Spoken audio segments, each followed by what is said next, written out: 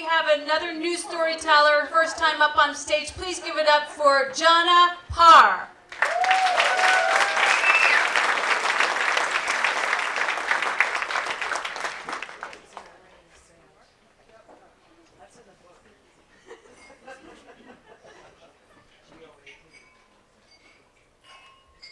You must be Matt. You must be Jana. In that moment, I knew. Matt with his hair combed back, a beautiful suit, cufflinks, and monograms. Shirt. He was a former Green Beret, U.S. Army Ranger, trauma medic on a Special Forces A team, was now disabled, and took those transferable skills to the business world and was succeeding. There was me getting excited for the Spanx sale coming up that weekend. I was a broke single mom, 2 little girls who were 2 and 4, out of the workforce for 5 years, no college degree. I wanted to work from home so I could be a stay-at-home mom. That was my dream. And it was a tall order in 1998. We had no internet. It was a tall order. But meeting Matt and the others that night, I said, you know what, I have an opportunity to do just that. Matt and I got to know each other, and I would set him up with my friends. Because he would say, you better let them know, never getting married again, I don't do kids. Never getting married again, I don't do kids. And so I thought, well, he's not for me, even though I was madly in love with him. He would call me after his dates and say, she was like this, and she was like that. And I'd say, they just don't understand him. Why I understood this man, I have no idea. But I did. 1 year later, my business was booming. We attended a convention. I was being recognized as one of the top salespeople. I made sure I had my gorgeous hot pink suit on to a crowd over 1,000 people. I got recognized. It was an incredible moment for me. When the event was ending, Matt looked at me very seriously and he said, I need to talk to you. His demeanor was disgusted and upset. The first thing I thought was, is the company going out of business? Please don't tell me the company's going out of business. I'm finally making money. We settled in, we grabbed a glass of wine, and I said to him, you know, Matt, I introduced you to a lot of people. Do you ever think maybe it's you? And then he replied, yes, it is me, because I keep comparing them all to you.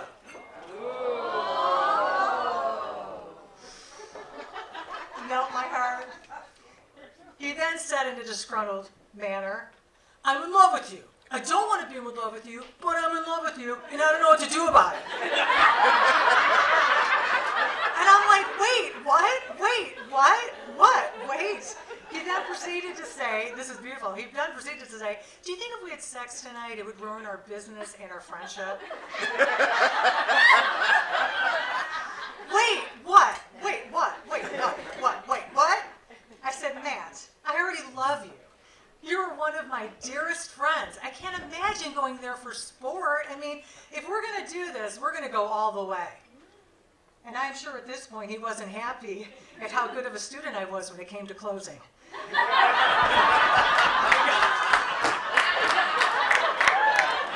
Because that was the best close of my life.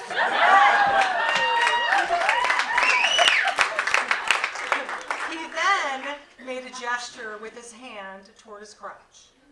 I believe they call it rearranging the furniture. So he said, you don't want to get married or something? Be still my heart.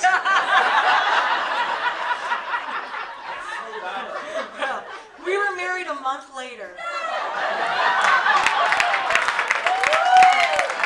And that was 21 years ago last week. I guess you could say we lived the most wonderful life together. We did everything together. Worked together from home, traveled together for business, traveled for pleasure, motorcycle trips across the country, scuba diving trips, exotic destinations, entertained like crazy, threw parties like crazy, raised our beautiful daughters. We created a beautiful life of memories, laughter, and joy. People would ask us all the time, they're like, how do you spend so much time together? I'm like, we actually like each other. It's amazing. And then they said, does Matt make you happy? Does Matt make you happy? I said, absolutely not. They're like, what? I said, I make me happy. He gets to enjoy it. Okay? I make me happy. we began the nesting phase of our life. We were even more excited to just dive into life and be free. Our daughters were grown, they're out of the house and college, and we downsized. We were feeling so free. We were like feeling like honeymooners. It was amazing. Travel, yay! Experiences, yay!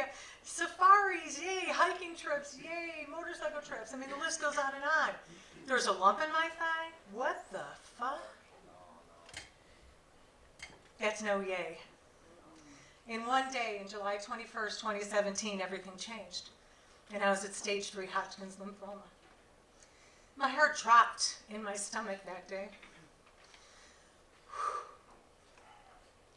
A warm wave flowed over my body. Is this real?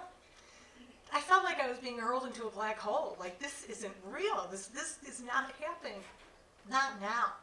And a deep guttural cry came from me. At first I didn't recognize it as being me. Where's this sound coming from? And it was me. I was moaning, I was sobbing, I was groaning. Matt just looked at me, and he looked deep into my eyes. He was so present for me. And his presence was all that I needed. I can't imagine what he was thinking and feeling. All I know is the feeling I received from him was this: I got you. I had been doing some research and decided I wanted to take a holistic approach. I know I was already at stage 3, but I thought, why not try everything? I'm going to try everything. And if I can superdose nutrition and make the good cells overtake the bad cells, that makes sense to me. Let's do it.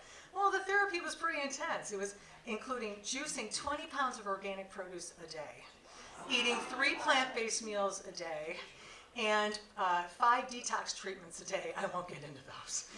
But Matt set up relationships with all of our local grocers to get the produce we needed, because I was going through 150 pounds of organic produce a week. The regimen was around the clock. The only time Matt rested was when we slept. At this time, he was still attempting to do business, but that was becoming more and more difficult for him, and that was another sacrifice he made for me. We were ahead of the cancer for 5 months, so that was pretty cool. But then the bottom dropped out, the cancer became too aggressive, and I had to start chemotherapy. So only 3 months into chemotherapy, the doctors were so impressed. They're like, oh my gosh, your blood levels are amazing. We're going to do an early PET scan. Things are going awesome. I'm like, yay! So they did a PET scan. They're like, no sign of any disease, none. I'm like, oh, praise God, that's awesome. They're like, you're going to have to continue chemo, but this looks really good. So Matt and I hugged. We thanked God. We dropped to our knees. And Matt said, what do you want to do to celebrate? And I'm like, skydive! He's like, what? I've had it on my list for 15 years. I want to go skydiving. Why have I waited this long? He's like, okay. So when I jumped out of the plane, I let out the most joyous scream. 17 friends and family skydived with me for the first time. And 60 people joined us for the barbecue that day. It was such a glorious day to celebrate life, and Matt put together everything. We began filling our calendar again with things to go to and weekend getaways and just fun things. And I was feeling good. After 2 weeks, after my last chemotherapy, the doctor said, hey, we just want to make sure, so let's do another PET scan. I'll never forget the call from our doctor, who had been through it with me through this whole process. His voice was different than usual. I could tell he didn't want to say what he was about to say. He was slow and methodical. And he said, we're showing a presence of cancer cells. Some of your cancer is resistant to the chemo. I'm like, but wait, doctor, I went skydiving. Like, doesn't that count for anything? But I did felt punched in the stomach. I sat on the couch, cried, sobbed, what felt for hours. I think it was harder the second time. I wanted to crawl into a hole until this whole nightmare was over. But I had to go into acceptance, and when I went into acceptance is when I was at peace. Matt was with me for every doctor call, every appointment, every prescription, everything, every dealing with the insurance, everything. And his presence was always there for me. And in his eyes, all I could see was, I got you. And he would say it all the time, I got you, I got you. The next entire year would be filled with chemotherapy, immunotherapy, and weekends full of nonstop chemo drips. The cancer was not responding to any of the treatments, but my body sure was. The weaker I'd become, the stronger Matt became. I went into stage 4. I could barely function. Matt was doing everything for me, everything. The only course for my survival would be a complete bone marrow and stem cell transplant. After signing the 6 inches worth of paperwork and legal forms to go through this procedure, the doctor team told Matt, you can either be in or out of her room. You can't go in and out because of her immune system. I was in an isolation room and they didn't want him coming in and out. And at minimum 6 weeks, he chose in. He was in an isolated room with me, sleeping on a cot in my room. He never left my side. The first week was brutal. High doses of chemo, radiation, and a few days after the transplant, there were complications. And the last thing I remember was an ice blanket being thrown upon me. And then everything went blank. I woke up in ICU, and I looked and I saw Matt. I saw his eyes. Of course, he was fully gowned up, and I couldn't talk to him because I was all wired up and breathing and everything. But I looked in his eyes, and all I could see was, I got you. I got you. I love you, and I got you. Next to him was the doctor. Sitting next to him to support Matt as I fought for my life that night. Matt saw me at my most unattractive time. Getting sick, pooping the bed, extreme weight loss. When he would see me undress, I could see the concern in his eyes. I was bones. And he would say, we're going to have so much fun fattening you up. And here we are on the other side.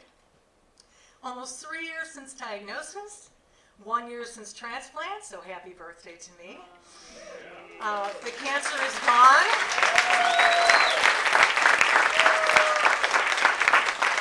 My appointments, which were 2 to 3 times a week, are now spread out to monthly. And going through all of that and seeing me at my absolute worst, he still looks at me like I'm the most beautiful woman in the world to him. And that's never changed, and I'm so grateful. So I'm beyond excited for our second half and our second run. So let's begin. You must be Matt. Yeah!